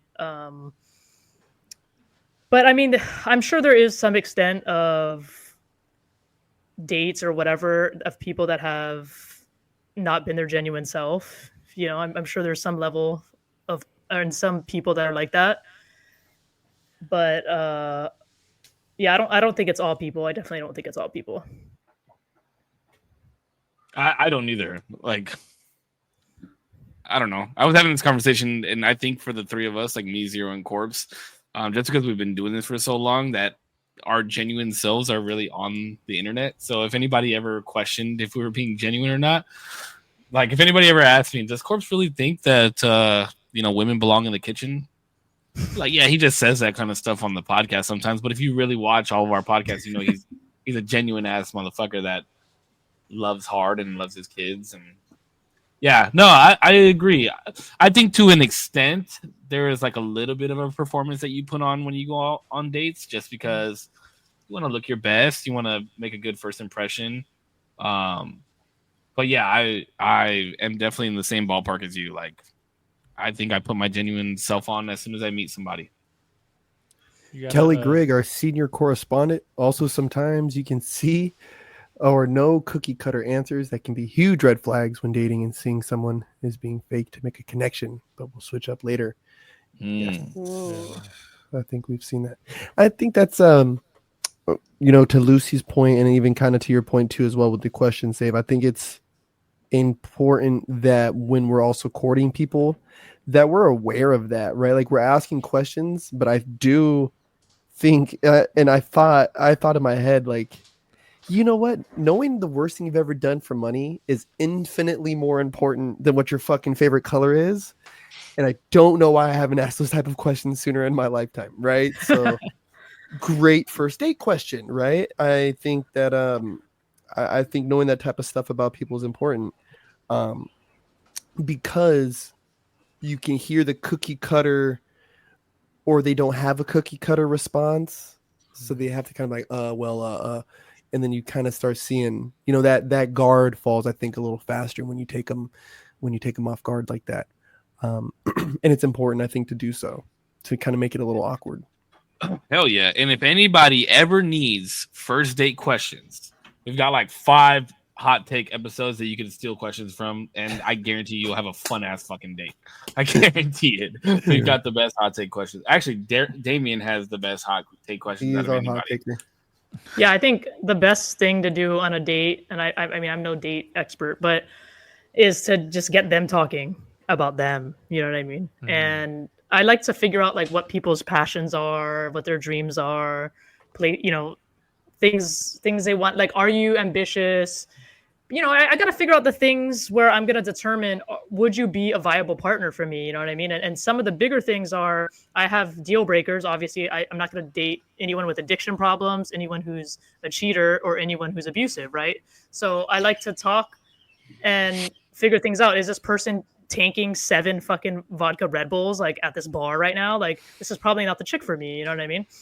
Yeah. Or like what's the situation? How do they react to the bartender? How do they treat the people at the door or whatever when we go places? All of that really matters. And yeah, I think when it kind of sucks, right? Dating, because you do kind of feel like you're on display a little bit, but it's just, the reality is not everyone's gonna like you. I mean, the date I went on recently, the girl wasn't even like totally gay, I guess. And so I was like, oh shit, like I was actually really apprehensive to like so usually what I do on a first date is I'll always get a girl flowers, right? But I was like, I don't want to be too aggressive and get her roses. Like, roses are like way too aggressive for a girl who's not 100% gay, So I was like, I'm gonna let my intuition, like guide me, whatever. And I was like, oh, like what kind of vibe we're gonna hang out like the whole day, go to the beach and stuff. And so I was like really gravitated to these sunflowers, and I was like, those are really pretty, those are nice, those are bright. But then I really liked these lilies that were like still a little closed, not totally bloomed. And I couldn't really decide. So I was like, fuck it, I'll get both. Like, that's kind of just what I was feeling. Guess what her 2 favorite fucking flowers were? Sunflowers and lilies. Yes. I was like, what? That's crazy, dude. But at the end of it, right? Like, it went great, fine, whatever. But at the end of it, later on, like a couple days later, she was like, hey, like, I'm going to be, radically transparent. Like, this is how I'm feeling, whatever. And it's fine. No harm. But the cool thing is, on the date, she was like, do you want to be best friends? She's like, because you're like super cool, And I think that, and I set an intention for the date to just make it fun, get to know them. You know what I mean? Because, I mean, I wouldn't ever tell somebody to date someone that wasn't 100% gay. I definitely thought she was more gay than she was, and I was wrong, and that's okay. And lesson learned, right? Because I don't think I've dated someone who wasn't like fully gay for like years. So, but something was gravitating me to this person, and we're still friends, so it's not a huge deal. But it's a learning experience, and for her, she was like, oh my God, I kind of wish I felt differently. She was like, because you're just an amazing person, but cool. It just is what it is, And so that's fine, but it's still a learning lesson, And I was just myself. So if she didn't like me, it's just is what it is. It is what it is. That's interesting. Is there a spectrum for gay? The only reason I asked is because you said the only reason I asked is because you said she was less gay than you thought she was. Oh yeah, I was like, are we talking like 30%, 35? So like, what's like less gay than you thought? I don't know. I'm not gay, so I'm just asking. Yeah. Well, most girls want to make out with me. I'll just say. Oh. So when a girl like.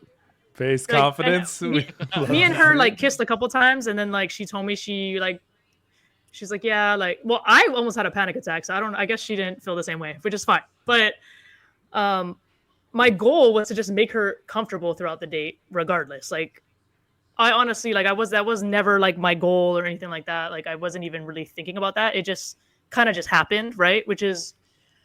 But I think like on paper, like she has a lot of opinions too, like on paper, like we match up a lot. So I think maybe that's why, like, maybe she was like, maybe thought that like she was attracted to me, but it was more like from an intellectual level. Mm-hmm. Which is important, guys. I think that the sexual attraction matters, right? So if you're a girl and you're like, oh, I don't know if I'm gay or whatever, and you go on a date with a girl and you make out with a bunch of girls and you don't feel anything, then you're just not gay. It's not a big deal. You know what I mean? You know, like I'm not gonna shame her, you know, or like, or whatever. So it just is what it is. Like at least she gave it the chance and we took the opportunity. You know. You guys are still cool. You guys are still friends. That's cool. I love that. That's really cool. I had a question on whether or not it could be about dating or anything like that. We had kind of mentioned hot takes before. Do you have any hot takes that you think that you bring up to maybe friends that are like, whoa, I don't agree with at all, but you're like, I swear by it. These are just my hot takes. Maybe non-political. It doesn't matter. You could be political. I don't mind. This is kind of the approach, and it doesn't have to be the first date, but I think it is very important to figure out the relationship the person that you're dating has with their parents, because that's how they learn to love, right? Everybody learns to love from their parents. And I've found that it's a direct correlation with how they approach everything in life. Learning their love languages, that's like one of the more common things. Learning like personality traits can be helpful because, you know, you learn about how this person solves problems, how this person sees things. You know, different personality traits, they take words more seriously than actions or vice versa. So those type of things are really important because if you don't get to know that person, you might be translating things to them in a way that is just not going to work for them. Or with the love language thing, you're going to be giving them love in a way they don't receive love, you know? So kind of resentful. That's a first date. Those moments. That's a first date thing though for you?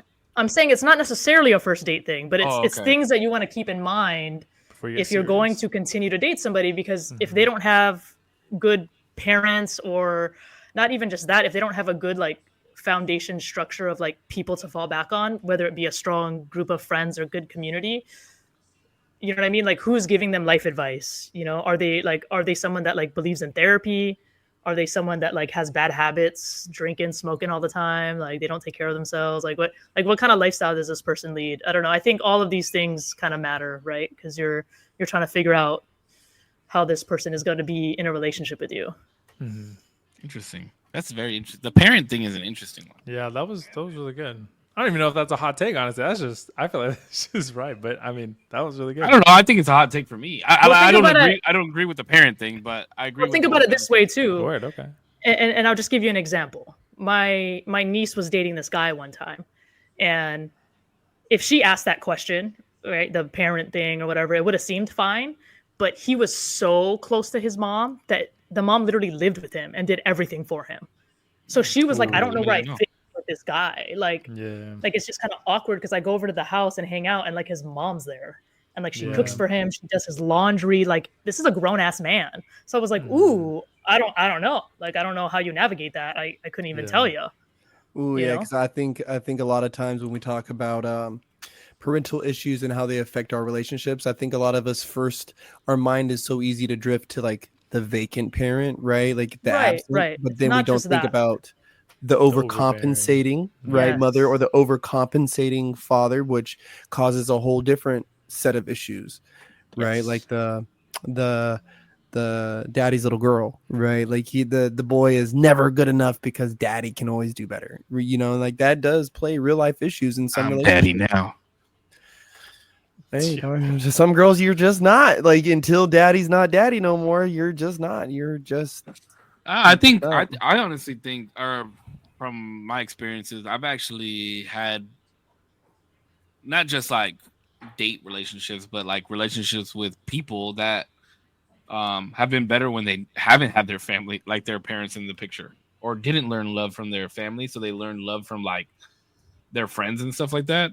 And I'm one of those people, you know what I mean? I didn't feel love from my parents until I was like in my 20s. So that's the only reason I don't agree with that one, just because I've met some great fucking people in this world who didn't have their parents, and they just are the most loving people I've ever met in my life. Well, I'm not saying it as like as it's just a negative thing, but it's something to consider, you know what I mean? Like in your case, you were able to have some sort of structure in your life that was different from that. You know what I'm saying? But I'm not saying it's like an end all be all, like, oh, you have to have good parents. Like, obviously. Oh, okay. I get what you're saying. That's not what I'm saying. But but learning about that it can sometimes help. It's not always the case, you know. Okay, no, because the way you were saying it sounded like you had like a checklist in your head, like, okay, good parents, good. Love languages, I agree with. Good. Like that's just how it came off to me. So I was like, I don't know, but I get what you're saying. There's certain things that you're like, it's just something to you know what I mean? Because and I'm thinking more along the lines of like the extreme, right? Like if you're on a date and this person keeps fucking FaceTiming their mom, it's like, okay, dude, like I went on a date with a girl in LA and she was like talked about her mom the whole time, and I was like, the fuck, like, am I gonna meet her tomorrow? Like, what the fuck's going on? Like, it's almost like you feel like there's something there where it's like, dude, would she even let you date? Like, you know what I mean? So curfew or something? Like, do you have to get back home? It's more for learning, right? Because if you marry them eventually or whatever, right? Like, you're gonna at some point marry into that family. So like learning about that dynamic could be something that might hold some water or not, right? Just understanding the situation and their life situation, how they were brought up. No, I agree with that. That's why I was saying that. I don't even know if it's a hot take, but I guess Cisco. That was really good. No, it's not a hot take now. It's not a hot take now based on what that was really good. What she just said, yeah. That was really good, but it's something that I didn't even think about. Getting into like the details of, like you said, maybe not a first date, but overall long term, making sure that structure is something that you could meld well with. Yeah, I think first date should probably be like a lot more lighter, a lot more fun, and then just kind of getting to know like the basics, you know, like kind of like. Are they return your shopping cart? Do you return your shopping cart? No, just like more basic stuff like hobbies and like that kind of thing. Okay, so we'll go to some of the weird questions since we've been on such heavy subjects this whole time. When you brush your teeth, Lucy, do you wet your toothbrush first, or do you put toothpaste and then wet your toothbrush? I put toothpaste and then I wet my toothbrush. Oh no! Like a champion. No. Wait, do you do that too? Yeah, no. I get my I was trying teeth to think of the too. order because I was like, wait, did she just answer wrong? Hold on. There's no wrong way. Let's look it up. The way that as long as you floss, go to the dentist, and I get my teeth whitened with like UV light or whatever the fuck it's called. Toothpaste. My dentist is like, are you actually wetting have your toothbrush first? Wait, what is it? Oh, those are sick. Teeth gems. Oh yeah, those are cool. I had a friend who did that, and I was kind of worried that she would like eat something and like accidentally swallow it. But yeah, low key. That doesn't happen. That's not. I don't know what the fuck she did to these. These are like won't fucking come off. My friend had a bigger one and it came off. And all right, here's another one. That's scary. Yeah. Do you eat chicken wings? Yes. Flats or drumsticks? Both. If you had to pick one. Probably drumsticks, I would say. Oh, Lucy! Why are these defining questions? Off of that, just really quick. It's just questions that we've talked about. If you're eating chicken wings, now let's say you have your drumsticks, you got your set right there. Right next to them, are there fries? Oh, this is a good one. Or are they breadsticks? You guys are really going to be disappointed by this answer. I rarely eat fries. I eat like all meal preps right now. So would you rather have fries or breadsticks? But if you had to have fries or breadsticks. If you had to pick between fries and breadsticks next to your chicken wings, what's coming next to them? Your drumsticks. Probably fries. I don't think they even serve breadsticks here in Hawaii. Yes, Lucy, thank you. I appreciate that. Yeah, it would be fries. Absolutely. Breadsticks is weird. They only have that at like breadsticks at, like is not Epic Wings or whatever. That's what I'm saying. Well, we don't have that here with wings. Breadsticks are not for wings. I've never seen breadsticks that. Are for wings. No. All right. Only Olive Garden. Die on that hill. We won't get into that. Yeah, breadsticks are only allowable at Olive Garden. They're like, no. Olive Garden's fine.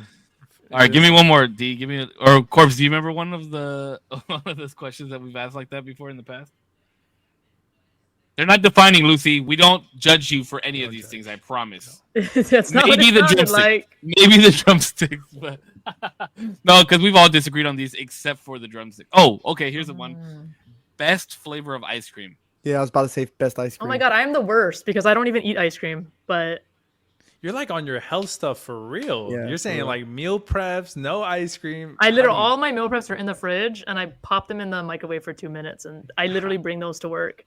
I do want to hear the answer to the ice cream, but I was gonna ask how long you've been like I was gonna say like this, like it's a thing, but I just mean health conscious. Like it sounds like you're in it, locked the hell in, and I love that. I want to get to that, but I just ate some ice cream just before this. That's why he was late. That's why he was late. I had to shower because I got so messy. It was just all over. No. I definitely do fuck with like chocolate chip or ube. They have a ube. I don't think they have that on the mainland. Ooh. Yeah, we do. Yeah, Hell yeah, we do. Yeah. Okay. Hell yeah, we do. It's kind of rare. If I were to eat ice cream, but I don't. Well, I mean, I still make room for life. I just don't have that stuff on a daily basis. Okay. What about this? What about worst flavor of ice cream? Probably coffee. Whoa, that's wild. That's a good one. I like that. I like that answer. That's or like any of the protein ice creams are like disgusting. Like I much rather just eat regular ice cream or like yeah. Yeah, they don't sound good. Yeah. So how long have you been on your fitness journey? On your fitness thing, yeah. For a while. Yeah. Yeah, a while. Is it mostly? Are you doing like forgive me, because you said you were doing like a movie and then you also have the podcast. Are you doing like gym content as well, or is that just like personal, like you just do that on your own? So I do train some clients. It just depends on what's kind of going on at the time. I like to train people to do obstacle courses. So obstacle course racing, something like that can take, if you're someone that's never done one, you're probably looking at 3 to 6 months, maybe a year, depending on like what type of physical shape you're in. But that's those are the people I gravitate to, or the people that are more in the competitive space. So they want to do it. They want to do it like that. They want to do something competitive. I recently had a client that was an older male, but he was having real issues with balance. And, when you're older, your balance is going to be shittier, especially if you're not flexible. Your flexibility has a direct correlation with like your ability to fall more. So I was working on that with him a lot, and he just made crazy improvements. I mean, this dude couldn't even stand on one leg for like 5 seconds. Like it was that bad, his balance. Ooh. Yeah. So that's wild. Yeah. So I try to have like a very holistic approach to training, because just within my own experience, there's a lot of synergy, body, mind, spirit, all of that has to be able to be in alignment for you to be at your top physical peak.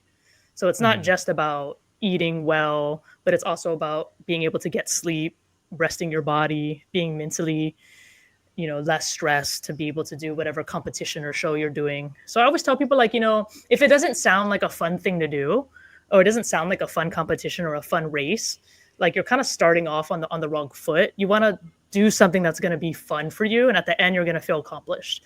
So, and you want to start out small, and then you want to kind of build from there. So if you're someone who just doesn't work out, it might be smart to start doing something where you're going to the gym maybe once or twice a week, just to get you in the flow of it. Because the number one reason people stop working out is they get too sore too soon, right? Because you go into the gym and you do like every single body part, and then you're so excruciatingly sore, you don't ever want to go back. And then a lot of people suck at cooking. So if they can't meal prep their own food, they're just going to eat out all the time. Yeah. So those are the two top things. And portion sizes. Here in America, we have like the worst portion sizes. Yeah. So if people can watch kind of those three things, a lot of the times, I can train anyone to build, to do whatever it is that they want to do. You just have to really want to do that bad enough. And so, yeah. So I've been doing it a long time, and I enjoy it. And just for myself, I do a few races a year, and then I'll do the Spartan every year here. And during COVID, I won a Spartan race, and then I got invited to the Spartan Championships in Athens, Greece. I wasn't able to go because the Army thought they were going to deploy me, and they didn't end up deploying me. So that kind of sucked. But so you're military? I was military. Thanks for your service. Yeah. Is that why you're in Hawaii? That's how you wound up in Hawaii? Well, I am born and raised here. Oh, okay. But I did get stationed here. Yeah. I got stationed here, and then I just stayed. So, yeah. And I think, I think too, like really what it really comes down to is when I was 16 years old, my dad got prostate cancer, and I spent a lot of my younger years taking care of my sick father. And so that really pushed me into kind of the mindset of wanting to live forever in a way. And you know, I just think that as somebody in my family, I have a responsibility to be healthy for my nephews and other people, members of my family, of in a way that I wish my dad kind of took seriously, because there was a lot of, you know, points where they were like, hey, you got to like change your diet. You got to do this. And, you know, my dad was never willing to make any type of changes. And I believe he could possibly be here longer if he took a lot more of that into consideration, maybe took it more seriously. So instead of waiting, right, for a bad result, I just kind of, me and my brother are very like motivated to like work out and stay a lot more healthy and kind of stay within that realm. That is really cool to see. Yeah, I like that a lot. Mm-hmm. Yeah, so it's hard for me to find a partner because when I meet somebody, if they're not healthy to some extent, it makes it hard because I also don't want to like repeat the cycle of like taking care of somebody who's not healthy. You know what I mean? Yeah. So I tell people that I'm like, hey, if you're, you know, you don't have to be perfect, but like if you at least are pretty healthy and you work out, this is more likely going to work out. If you're not that, it's probably not going to work out. That makes sense. That's and Lucy, remind us, when is your movie releasing? So that's a good question. So I'm entering it into the Hawaii Film Festival on the 25th of August. So that's in 10 days. And I'm not really sure. I think in around September, October, that's when they have the actual film festival, and they'll let everybody know like which films. I'm not sure if they do all the films or how that works, but I might do a screening around that time out here on my own. But I will be dropping the trailer for it at least in the next 10 days. So look out for that. So the trailer will be coming out.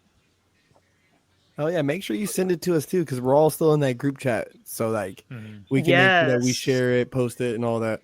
Yes, definitely. Thank you. I'd appreciate that. That'd be cool. Okay. So as we're closing out, Lucy, is there anything that you want to tell the listeners or people that are viewing live? Is there anything that you want to share just as a closeout? We always do, like, we all have our little sayings and things that we do. Like, I have a saying. And so if there's anything that you want to say to people listening before we close out, that'd be awesome. There's a couple things, and I wrote them down earlier. And so I was like, I don't want to forget to, like, kind of mention it. I think just in encompassing the topics that we were talking about, specifically more with the adult content stuff, I don't really think it's a matter of, like, is it wrong or right? I think it's more of a matter of, are we lying to ourselves about the effect it's having on us? So that's something I just kind of want to leave out there. And then also, I just think with anything, if you are doing something that has more of a positive effect on your life, I think it's something that you could consider continuing to do. And then the latter of that. So if you're doing something in your life and you're feeling like it's bringing too much negativity, guilt, shame, whatever, then maybe it's something you shouldn't be doing. So I don't know. I just leave everybody with that. Some thoughts, things to think on. I like that. I do like that a lot. I like that. Thank you, Lucy, so much for joining us. So to everybody listening, this is Lucy Dorado. Lucy, tell us again your Instagram handle and YouTube handle so everybody can follow you. Yes, please follow me on Instagram at Lucy in the Gym with Weights and on YouTube at youtube.com/Lucy in the Gym. Thank you. So thank you guys all for tuning in to another episode of the Usual Tuesday podcast. To our beautiful community, thank you guys so much for sticking with us. 85 episodes is a lot. Wow. Make sure you guys visit korpscollection.com and pick up that Kagini merchandise. Korps just texted me earlier today and was like, damn, dog. Everybody's buying the Kagini shit. Use code SAVE1. Appreciate you guys. They come in the shorts, the hoodies, sweaters, crew neck sweaters, and shirts. So make sure you get your favorite color and use code SAVE1. But as always, you guys stay healthy, stay happy. I love you. Keep smiling, and we'll see you guys on the next one. Go for it, Putch. Oh, shit. Korpscollection.com. Y'all know the deal. Big Korps. Thank you, everybody. Save 1, 0%. Lucy, thank you again for being such an amazing guest and just dope conversation. Yeah, first female guest of the UTP. Yay. So, oh yes, for all you people who says these things about me, he's so sexist. Sex as fuck. Yeah, but of course, as you guys know, I always do my little sign off, and today I stumbled upon Romans 14, chapter 19, where it says, "Let us therefore make every effort to do what leads to peace and to the mutual edification, and do not destroy the work of God for the sake of food. All food is clean, but it is wrong for a person to eat and consume anything that causes someone else to stumble. It is better not to eat a meal or drink wine, to do anything that will cause your brother or sisters to fail." I think that's one to think about. Yeah, even the things that we consume, people, let us not break the peace that we hold mutually with our brothers and sisters. I think we can find more common grounds. Yeah, until next time. Hope you have a good day, week, month, year in life. Dang, that was good. I love Romans. It's a good book. That was a really good one. Thank you, Lucy, again for coming on. Hopefully we can have you again. You were really great. You're super knowledgeable about like all the stuff that you're doing, and I'm excited for all the work that you're doing. So thank really you. Cool. Appreciate it. Absolutely. 100%. Thank you, everybody, on the Usual Tuesday podcast for watching, viewing, subscribing, whether you're watching right now live or on the playback. We appreciate you always. Alrighty, be safe. We'll see you in the next one. Peace. Alrighty, everybody. Love y'all. All right, you guys. Love y'all. Bye, Be safe. Be safe.